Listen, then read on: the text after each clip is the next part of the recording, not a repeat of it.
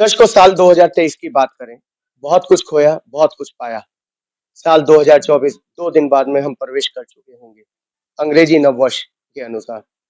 हमारे बीच में प्रमुख समाज सेवी और प्रवक्ता सुखबीर चंद खलचूड़ी साहब हैं, व्यापारी हैं।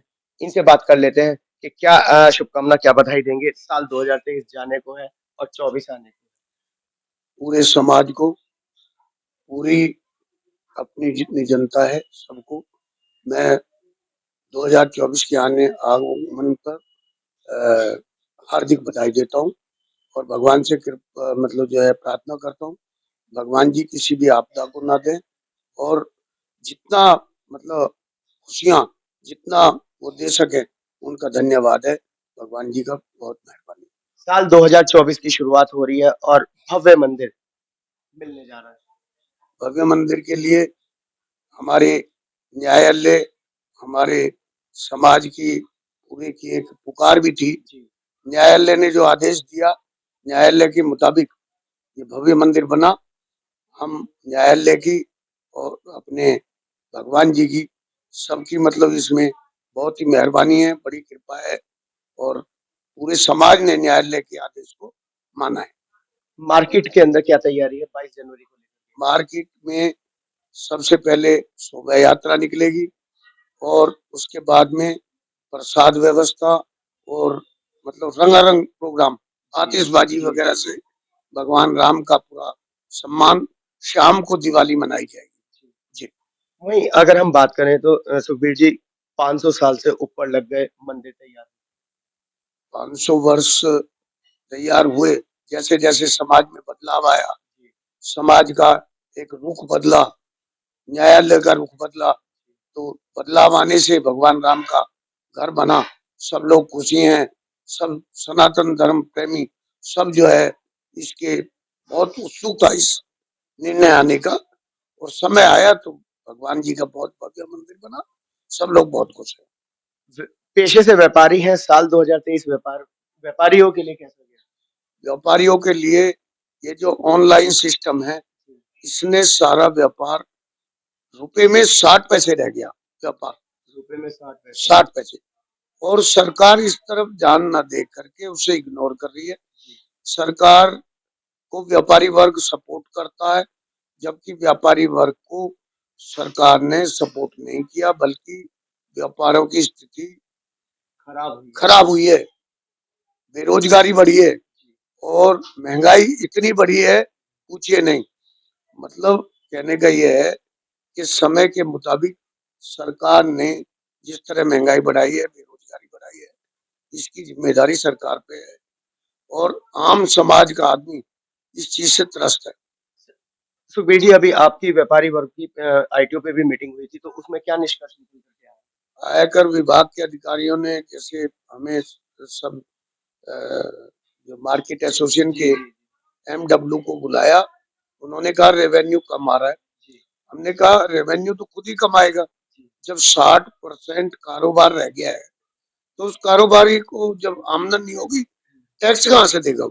बिल्कुल ठीक बात। तो ये बात है। तो उनका सुझाव क्या था?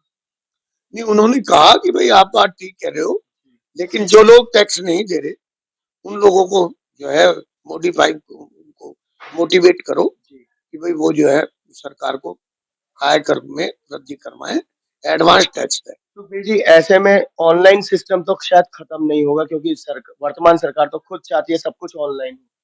नहीं, वर्तमान सरकार जब पीछे कांग्रेस ने ये एफडीआई लाने की तैयारी करी केवल 20%, तो मतलब जो विपक्षी सरकार थी बीजेपी, उन्होंने इतना गली गली में शोर मचाया हद से ज्यादा।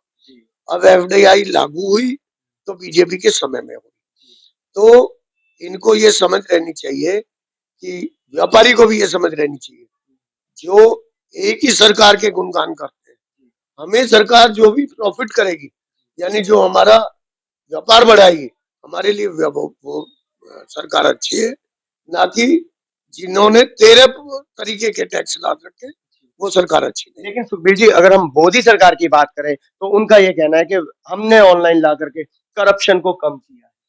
नहीं, करप्शन कैसे कम हुआ है राहुल जी? करप्शन तो बढ़ा है, जब व्यापार खत्म हो जाएंगे या आम आदमी का व्यापार खत्म हो जाएगा तो वो क्या करेगा, वो आपराधिक प्रवृत्ति करेगा और समाज में अपराध बढ़ेंगे। और समाज में आप देख रहे हो कितना अपराध बढ़ रहा है, जगह जगह पे झपटमारी, जगह जगह स्नेचिंग और इतना सारा भ्रष्टाचार हो रहा है, पूछो नहीं। तो इसका मतलब कांग्रेस के राज में भ्रष्टाचार नहीं था? नहीं, कांग्रेस के राज में भी था, लेकिन जितना भ्रष्टाचार अब बढ़ा है उतना भ्रष्टाचार कांग्रेस के राज में नहीं था। कांग्रेस के राज में हर आदमी सुखी था। जी। आज डिजिटल करेंसी की मोदी सरकार बात करती है, कितनी सुरक्षित है डिजिटल करेंसी? डिजिटल करेंसी आप देखिए, जितने भी क्राइम हो रहे हैं सब साइबर क्राइम जितने हुए हैं सब ये डिजिटल से ही हुए। हैकिंग है, ये क्या नाम, क्रेडिट कार्ड है, ATM credit card, ATM card, ये सारे जो है ये सारे फ्रॉड है ये। हाँ जी। सुरक्षा के लिए मोदी सरकार ने कोई पहल करी है? मोदी सरकार के टाइम में, केंद्र सरकार में जब से मोदी सरकार है, दिल्ली में तो इतनी बदमाशी है, इतनी बदमाशी कोई सुनने को तैयार नहीं है। प्रशासन मुंह खोकर देखता रहता है, उनके साए में इस तरीके की मतलब घटनाएं होती है, आधी तो रिपोर्ट ही दर्ज नहीं होती थी, थाने में जाओ रिपोर्ट दर्ज नहीं होती। दिल्ली पुलिस का साइबर क्राइम कितना कामयाब है? साइबर क्राइम जो है मुश्किल से मुश्किल 10% जो है काम करता है, 90% जितने भी क्राइम होते हैं उनको गोली दे करके भगा देते हैं, तो मतलब जो है बहका देते हैं। और आदमी जो है कि भैया तुम किस चक्कर में लग रहे हो, तुम्हें थाने में वहां न्यायालय में जाना पड़ेगा, वहां जाना पड़ेगा, इस तरीके की जो है बहकावा करके आदमी को टिका देते हैं। लेकिन सवाल वही उठता है कि लघु उद्योग और बड़ा उद्योग आज की तारीख में कौन कामयाब? लघु उद्योग कहाँ से कामयाब होगा, जब बड़े बड़े कॉरपोरेटर जो है वो अपना धंधा कर रहे हैं, वो छोटे लोगों को धंधा कहाँ करने देंगे। जी। लेकिन मोदी सरकार कहती है local for vocal. Local vocal, local vocal करती तो है, इनके बात कहने में और करने में फर्क है, करनी और कथनी में फर्क है। मतलब जो सब्जी बेच रहा था बेचारा वो भी ऑनलाइन हो गया, तो फल है वो ऑनलाइन हो गया, और जितने भी व्यापार थे सब ऑनलाइन हो गए। ऑनलाइन होने से व्यापार पिट गए, और वो लोग क्या करेंगे बताइए आप। राहुल जी, मैं आपके माध्यम से ये कहना चाहता हूँ कि इनकी करनी और कथनी में जो भेद है उसको खत्म करना होगा, और सरकार को ये देखना होगा गरीब, ये जो बेरोजगारी हो रही है इसको कैसे खत्म करना है, उसके बारे में सोचना पड़ेगा। बिल्कुल ठीक बात कही है सुखबीर जी ने, और नई बात निकल करके आ रही है कि ऑनलाइन शॉपिंग की अगर हम बात करें, ऑनलाइन बाजारों की बात करें, तो उसने 60% व्यापार छोड़ दिया है, बाकी 40% व्यापार में पूरा कब्जा जमा लिया है। साइबर क्राइम की बात करें तो सरकार को क्या नाम है, कोई ना कोई कानून लाना पड़ेगा। साइबर क्राइम इतना फल फूल रहा है और पता है कि पैसा कहाँ जाता है, सबको पता है कि झारखंड के अंदर एक ग्रुप बना हुआ है, झारखंड के अंदर पैसा जाता है, लेकिन फिर भी कोई कार्रवाई नहीं होती, सवाल छोड़ते हैं। कैमरामैन पवन शर्मा के साथ राहुल शर्मा, भारत टीवी।